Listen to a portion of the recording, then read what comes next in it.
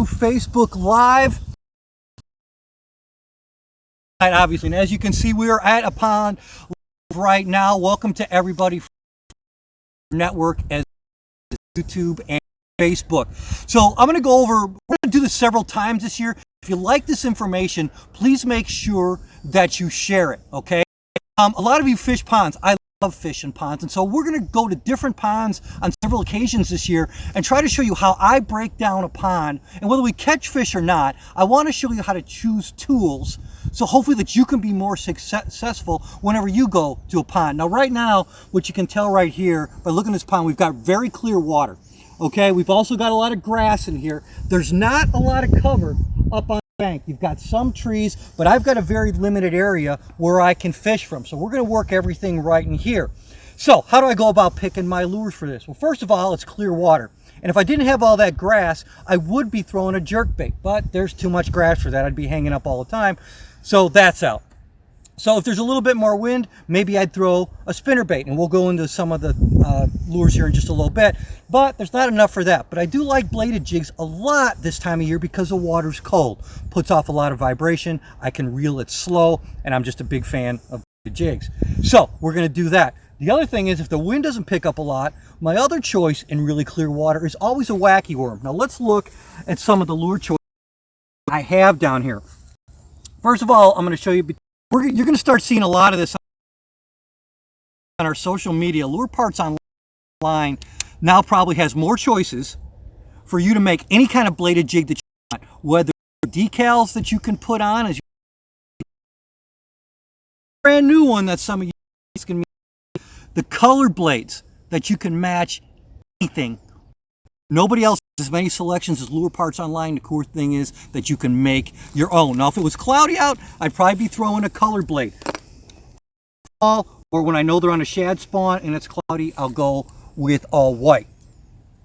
If it's really clear water and cloudy, maybe I'll go with that roadkill color skirt and that olive chartreuse blade. Tonight, what I'm doing, I'm going to stick with this. I'm going to throw with this sunfish pattern, and I put a twin-tail trailer on here. Now, the trailers I use, there's not very many of them, but I'm going to show you what they are.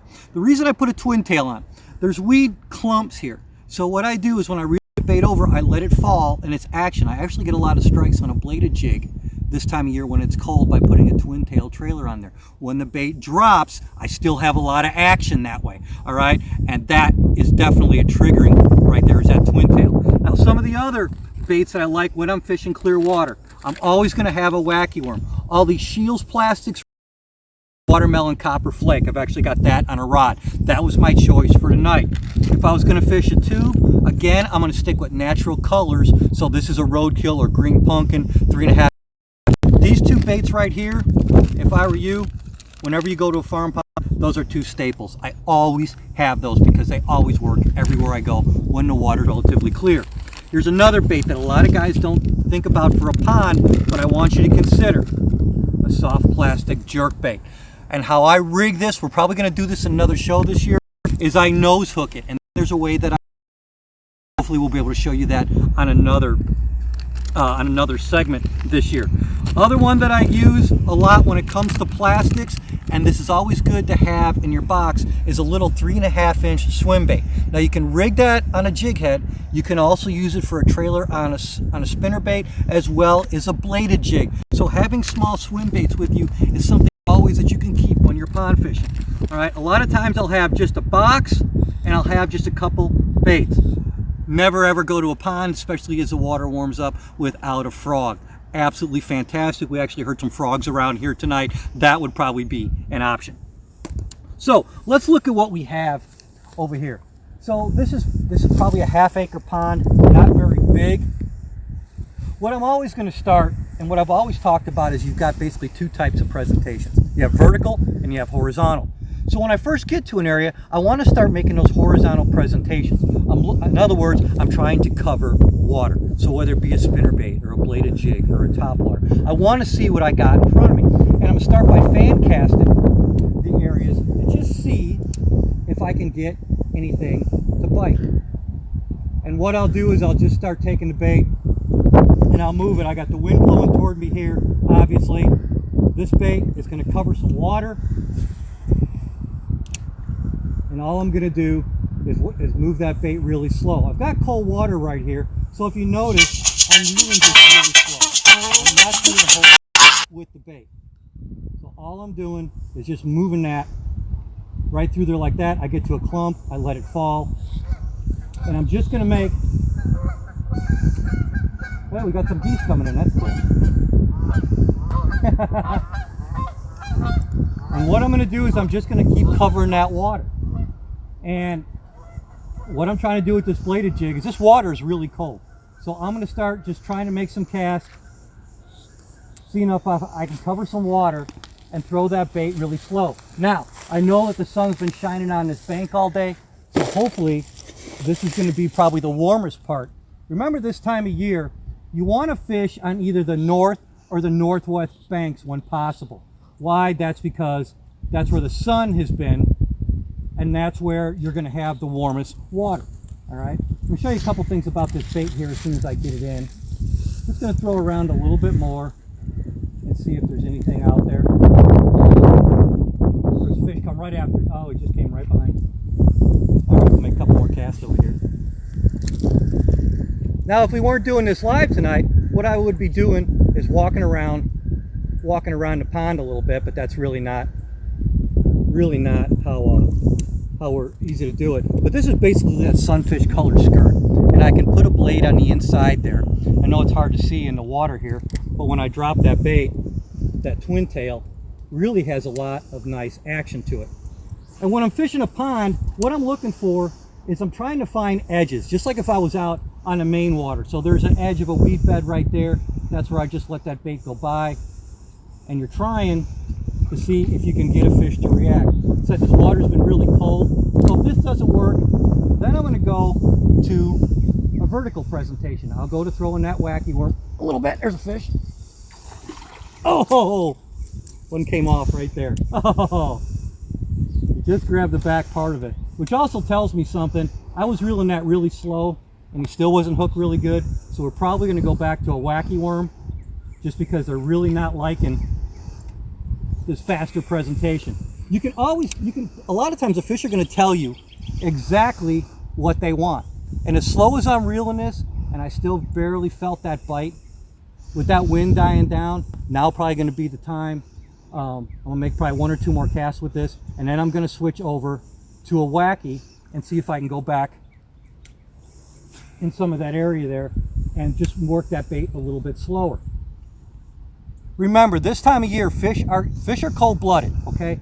So their body temperature is the same as the water they swim around in. So ponds this time of year can be a great bet because they're going to warm up first. However, they're still cold. So you're going to need to slow that retrieve down and just go slow in order to get bit. And so they just don't really seem to be on the bladed jig that good. So what I'm going to do now is I'll just switch over to a wacky one. Easy way that I'm doing this here, this is just that watermelon copper, and I know there's some edges to the weeds over here, so that's exactly what we're going to do. I'm going to throw that wacky worm in there. When I fish a wacky, I fish it on 832 Suffolk's braided line, all right? And then with that braided line, when clear water like this, I'm going to put a 4 to 5 foot fluorocarbon leader, all right? Reason being, one, fluorocarbon sinks, and the other reason is, in clear water like this, it becomes basically invisible. So now what I'm going to do with that wacky is I'm just going to pitch it around the places. I don't throw a whole lot of big baits when I'm fishing a small pond like this. A wacky is just always one of those baits that when you have clear water, sooner or later, if we had enough time here tonight, you're going to get bit. It just happens. And the key to throwing these, I'm going to show you here in the water close up here. And I've been fishing a wacky worm for a long time, and I'm going to show you what you're looking for in the water, okay? So we know that we've got it hooked in the center there. What I want that worm doing is I'm going to twitch that rod tip. I want that thing folding and falling, folding and falling. So if the camera can focus on my rod tip now, if you notice, I'm not moving that rod tip very much.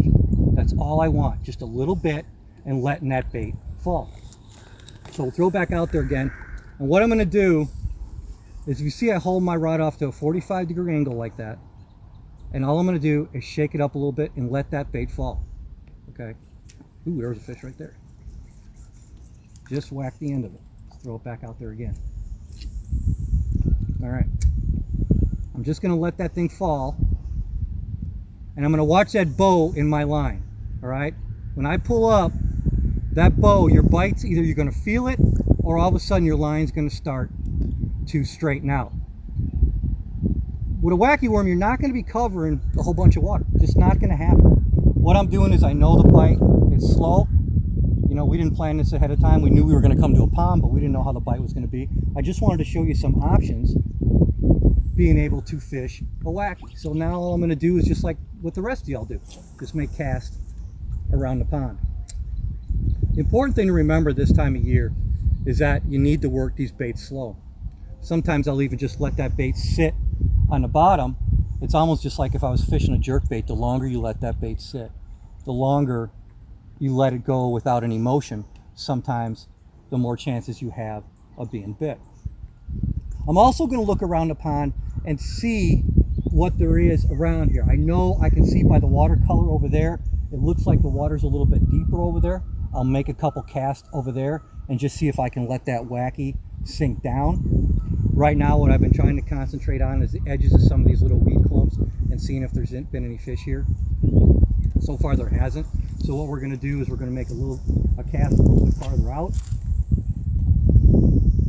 See, the nice thing too is, especially when you have a little wind and you're fishing a wacky, the 832 it's got fibers in it that cause that line to sink. So it's a lot easier for me to control it once that line gets wet, because the line's just going to sink. There's a fish right there. Like I said, that's a good one too. Oh, that's a good fish. Yeah, baby, come on. I think he's in the grass. Where's he at? There he's in there. There he is. Brought him in with the weeds, but we got him. Look at that. I told you, you just let it sit. And that's what I was doing. I was talking to you, just letting it sit. Little skinny guy, but we're able to get him. So that just told me something. That's the deepest hole right out there. All right. So what I did there, and that was just letting it sink, and it sank for about 8 seconds. Let's reel that in again. I'm going to throw that out there a little bit farther. While I was talking to you, I was counting the seconds till I started working that bait. That was about a count of 8. Okay, so hold that rod tip down, get that line down there. I'm on about 3 or 4 now. And so what I'm going to do is let that sink down a little bit. There we go. Now I'm just going to start working it a little bit like that again. And again, with this cold water, watch my rod tip. I'm barely moving that wacky at all. Sometimes I'm just letting it sit. When the water's cold like this, even though these ponds warm up first, you still have to go at it like you're fishing a bigger body of water. In other words, it's still cold. So throwing fast moving spinner baits or ripping stuff through the water, chances are not going to get the bites that you want. If I said, if the water wasn't so weedy, there's no doubt tonight I'd be throwing a small jerkbait. Because I really do think with that bait hovering and a suspending jerkbait, maybe like the Rapala Ripstop, the small little one, the number 9, that would be something that I would consider throwing in here and just let that bait sit. And that's always important when you're fishing cold water like this. Now, since we've been doing this, if you guys have any questions or comments, and obviously I can't answer them now, but before tomorrow is over, everybody who comments or has a question, I will answer you. And let us know how you like us doing this, because the idea that we have behind doing these lives like this is that we're going to go to different farm ponds, because a lot of you fish farm ponds, and we're going to do some of these lives at different places. And that way, hopefully we come up with different ponds, every time we do that, we're going to have a different set of circumstances, different conditions, and hopefully, like I said, sometimes it's fishing, sometimes we're going to catch fish, sometimes not. But hopefully we'll help show you how you can break down any pond that you go to at all. The important keys, and remember, like I said, if you like this info, please pass it on to other people. The important thing about pond fishing, make sure you visually check everything out. See what your options are. Always make sure you have at least one horizontal presentation and one vertical presentation. Look at your water clarity. If it's clear, go to smaller, more natural colored baits. If it's stained or muddy, then you're going to want to go to contrasting colors, or maybe something that puts off a little bit more vibration. So, hopefully that gave you a little bit of information about how you can be more successful with pond fishing. Thanks to everybody for Pride Outdoor Network from Facebook and YouTube joining us tonight. We're going to keep doing these. We sure appreciate you watching these events. Also, make sure that you check out Hook and Hunt TV on Facebook as well as Instagram.